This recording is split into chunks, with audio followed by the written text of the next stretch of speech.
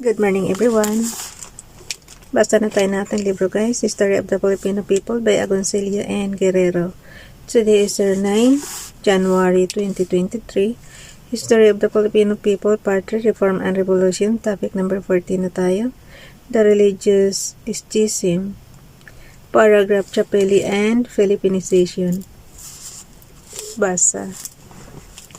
Chapelle and Filipinization. Before the complete collapse of the underground movement against the United States, the apostolic delegate to the Philippines, Mons.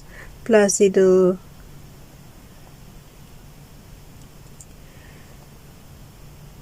Chapelle, an American from New Orleans, arrived on January 2, 1900. His first act was not to win over the Filipinos in general, and the clergy in particular, but to drive them away farther from Rome on one hand and from the Americans on the other. There was no mistaking the fact that he was pro-prior. From the moment he set foot on Philippine soil, he announced cockily that he would treat those who opposed the priors and the resumption of the rule as enemies of religion and order. He intended, he said, to dominate the Filipino clergy by force, civil as well as ecclesiastical, for he was the Pope's delegate and at the same time an American. As an American, he presumed to carry the authority of the government of the United States.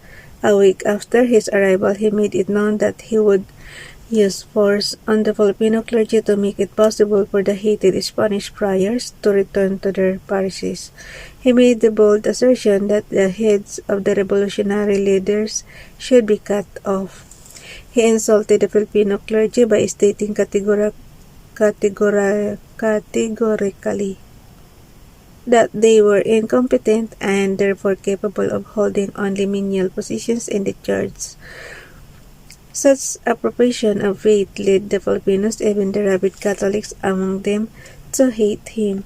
It is possible that his open contempt for the Filipino clergy and the revolutionary leaders led the former to close ranks and to join without reservation the religious movement for a church independent of Rome.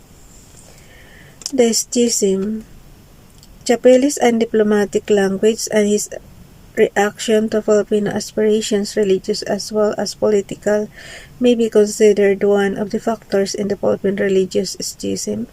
In the face of the new development brought about by Chapelle's reactionary attitude, the Filipino clergy insulted and injured, now agitated for a Filipino church.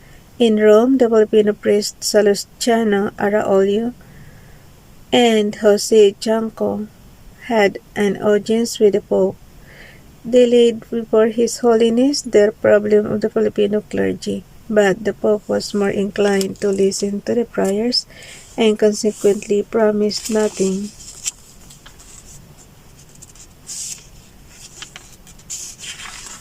Ayan naman sa kalumaan guys, nadudubli na siya ng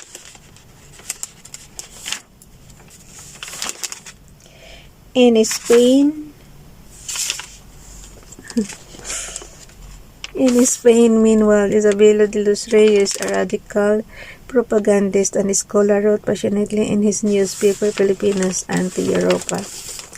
Enough of Rome, let us now form without vacillation our own congregation, a Filipino church, conserving all that is good in the Roman Church and eliminating all the deceptions which the diabolical astuteness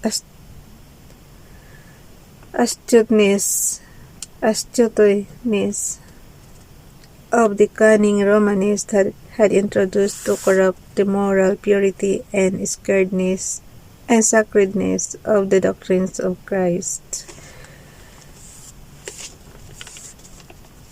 Returning to the Philippines early in 1901, de los Reyes campaigned relentlessly for the establishment of a Filipino church. In July of the same year, he founded the first labor union in the Philippines, the Union Obrera Democratica, Democratic Labor Union. Its founding is significant for it gave a broad basis to the religious movement to which the masses were favorably disposed. On August 3, 1902, with anti-prior feelings swelling to dangerous proportions, Pascual H. Poblete.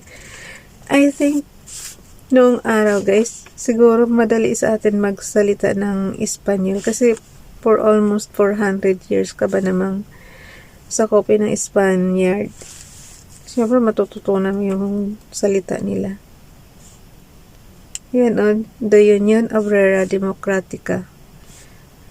Democratic Labor Union. Its founding is significant for it gave inulit ko lang ha. Its founding is significant for it gave a broad basis to the religious movement to which the masses were favorably disposed.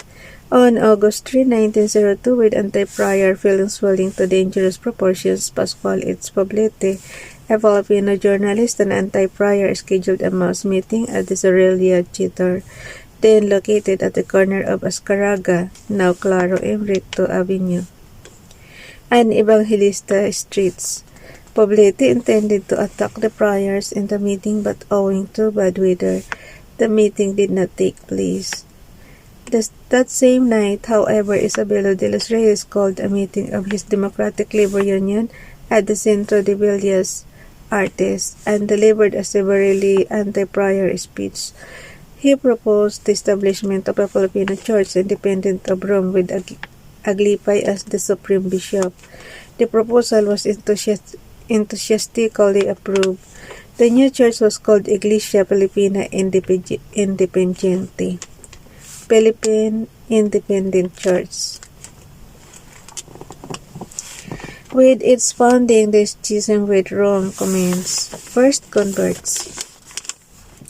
A man of passion and vision, Isabelo de los Reyes was nevertheless over-enthusiastic and precipitate. In his desire to give dignity to the movement, he placed in the list of the executive committee of the new church such big names as Trinidad H. Pardo de Tavera, Fernando Maria Guerrero, Martin Ocampo, Manuel Artigas, and other eminent lay leaders, and such priests as Adriano Garces, J. Barlin, Manuel Rojas, Toribio Dominguez, and others without consulting them. These men, though not hostile to the religious movement, were not prepared to lend their names to the new church. Consequently, they denied any connection with it. The most fatal blow came from Aglipay himself, who did not approve of the schism. He believed that all means should be exhausted to come to an understanding with Rome before taking any radical step. At that time, Aglipay was conferring with the Jesuits. De los Reyes was naturally disappointed, although perhaps he had no one to blame but himself. Luck as it war was on his side. The masses understood the meaning of the new church and came to his rescue.